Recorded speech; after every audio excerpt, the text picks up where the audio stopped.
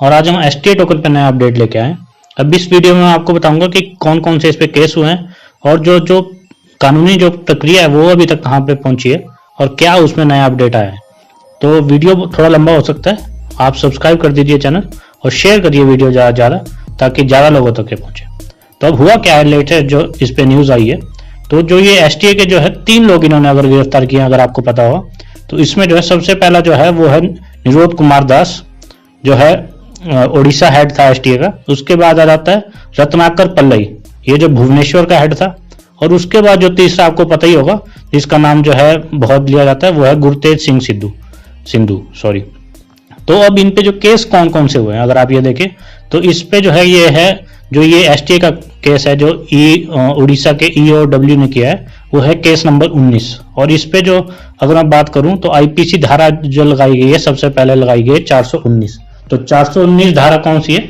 ये है जो किसी की मतलब चीटिंग करना किसी के साथ, वो है 419। उसके बाद 420 भी जो है चीटिंग पे ही आता है। जो पहली 419 है वो मतलब आप इम्पर्सनेट करते हो किसी, मतलब आप दिखाते हो कि मैं कोई और हूं और फिर चीटिंग करते हो। 420 जो है सिंपल जो चीटिंग का केस माना जाता है, IPC धारा।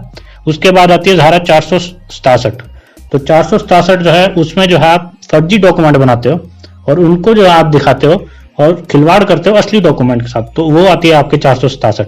उसके बाद 468 भी ये जो है चीटिंग से, मतलब आपने जो डॉक्यूमेंट बनाया उससे आप चीटिंग करने की कोशिश करते हो। 471 भी वैसी है, आप क्योंकि मतलब फोर्जरी जो आपने मतलब डॉक्यूमेंट बनाया है नकली, उनसे आप जो है यूज करते हो उनका। फिर आ जाती है 471, वो भी सेम यही है, फोर्जरी को रिलेटेड। और उसके बाद आती है 120B, IPC धारा 120B। ये है आपकी इलीगल वर्क, मतलब क्रिमिनल वर्क जो इलीगल है, मतलब लीगल नहीं है सरकार द्वारा, उसको करने पे ये धारा लगाई जाती है। और फिर आती है सेक्शन 66C और 66D, IT एक्ट है। तो ये है साइबर सिक्योरिटी से रिलेटेड। तो साइबर स्कैम जब आप करते हो कोई, और आइडेंटिटी थेफ्ट, मतलब किसी और की जो आप शो करते हो कि मैं कोई और हूँ, किसी और की आइडेंटिटी चुराते हो आप, तो वो जो है लगाई जाती है आप पे जो धारा 66C और 66D IT एक्ट के थ्रू। तो ये धाराएं जो इन 2 लोगों पे लगाई गई है वो है जो आपके निरोध कुमार दास और जो है रत्नाकर पल्लई। अब जो इसमें जो क्या हुआ है कि इन्होंने जो 2 बार अपनी जो है बेल दे दी है, मतलब बेल करने की इन्होंने कोशिश की है। 16/9 अगर आप यहाँ पे देखोगे 2023 और 23/9/2023 को इन्होंने अपनी बेल की कोशिश की, लेकिन जो वो है जो कैंसिल कर दी गई इनकी बेल और इनको बेल नहीं दी गई इस केस में।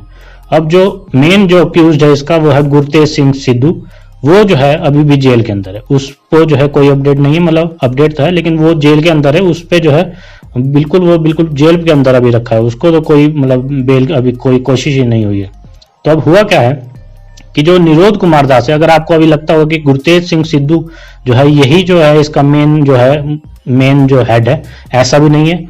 ये हेड था जरूर, पर इसके जो अंदर जो ये 2 लोग हैं, निरोध कुमार दास और रत्नाकर पल्लई, तो ये भी बहुत जो है मतलब इसमें इसके साथ बहुत जुड़े हुए हैं। तो क्यों मैं ऐसा बोल रहा हूँ, क्योंकि अगर आप यहाँ पे देखें तो निरोध कुमार दास जो है उड़ीसा हेड था जो STA का, उसने जो है अपनी रेफरल लिंक से 21,000 डाउन लाइन जो है मेंबर अपने नीचे लगाए हैं। यहाँ पे लिखा गया कि 21,000 डाउन लाइन उन्होंने अपने नीचे लगाए हैं। और जो है इसी प्रोसेस में उन्होंने बहुत सारे जो है लूट मचा रखी थी, मतलब बहुत सारा जो है अमाउंट इकट्ठा कर लिया था उन्होंने। अगर आप यहाँ पे देखें तो ये जो 21,000 इन्होंने डाउन लाइन लगाए थे निरोध कुमार दास ने, तो वो हो जाता है टोटल आपका जो पैसे जो है 31 करोड़ रुपया जो है टोटल हो जाते हैं, जो इसने अकेले मतलब अपने जो है डाउनलाइन के थ्रू कमाए। अब कमाए तो नहीं बोलूंगा, लूटे हैं ये ज्यादा बोलूंगा। और जो है कैश डिपॉजिट इसका आया था 2.10 करोड़ का जो है, वो भी इसने इस पीरियड के अंदर किया था जो कैश डिपॉजिट, उससे भी जो है थोड़ा पकड़ा गया। और जो है दूसरा जो अगर मैं देखूं यही अगर मैं देखूं इसी का निरोध कुमार दास की, तो इन्होंने भद्रक में जो है STA को मतलब प्रमोट करने के लिए एक ऑफिस तक जो है रेंट, पोस्ट ऑफिस जो था, मतलब बहुत ही लग्जरी ऑफिस जिसको बोलते हैं, वो जो इन्होंने रेंट कर रखा था और अपने डाउनलाइन जो है उससे जोड़ने की कोशिश करता, मतलब मार्केटिंग करता था वहां से। और जो है दूसरा अगर यहाँ पे देखें तो रत्नाकर पल्लई दूसरा आता है, 45 साल इसकी उम्र है।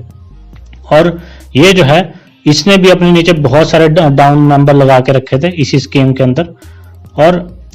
और वो जो है अब ये गुरतेज सिंह सिद्धू और निरोध दास के बहुत ही नजदीकी आदमी है। अब हो सकता है कोई इनका रिश्तेदार ही हो या तो कोई दोस्त हो, और आप देखेंगे ये जो है ये एमटेक है आईटी से, मतलब इसने मास्टर ऑफ टेक्नोलॉजी की है, आईटी इंजीनियरिंग की है इसने, वो भी कर्नाटक यूनिवर्सिटी से। तो आप ये देख सकते हैं कि इसको पता था कि ये क्या कर रहा है। अगर मैं यहाँ पे बोलूं कि कोई ऐसा जो है सिंपल साधारण आदमी है जिसको कोई नॉलेज नहीं है, वो पैसे डाल रहा है या वो अपने नीचे जो है मेंबर जोड़ रहा है, तो मान सकते हैं। लेकिन ये जो है एमटेक, मतलब इसने master of technology IT engineering की है जो कर्नाटक यूनिवर्सिटी, तो इसको भली भांति पता था कि ये क्या कर रहा है, तब भी जो इसने लोगों को अपने नीचे जोड़ा, तब भी इसने पैसे लूटे हैं लोगों के।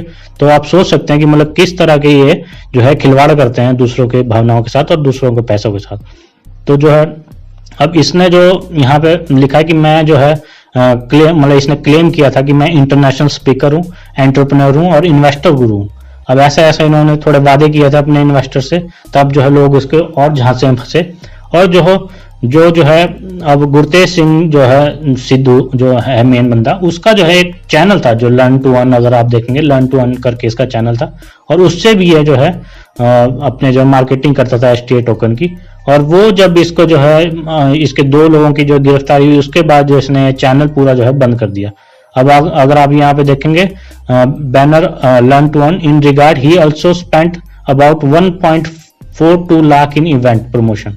अब इसने मतलब लगभग यहाँ पे 1.5 लाख जो है STA की जो है इवेंट प्रमोशन में जो है इसने फूक दिए थे। मतलब वहां पे अगर आप देखेंगे होटल यहाँ पे प्रेसिडेंसी नयापल्ली भुवनेश्वर में इसने जो है मार्केटिंग की थी इसकी, तो उसके लिए इसने 1.5 लाख की पेमेंट कर दी। मतलब सोचिए आप ये कि खुद कितना कमा रहा होगा कि इसने 1.5 लाख जो है सिर्फ इसकी प्रमोशन के लिए दे दिया होटल वालों को STA टोकन की।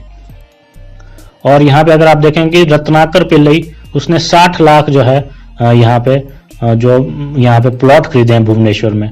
और जो है यहाँ पे और देखिए तो टोटल ट्रांजैक्शन 1.3 करोड़, मतलब 1.3 करोड़ की ट्रांजैक्शन इसने की है इसी बीच जो है।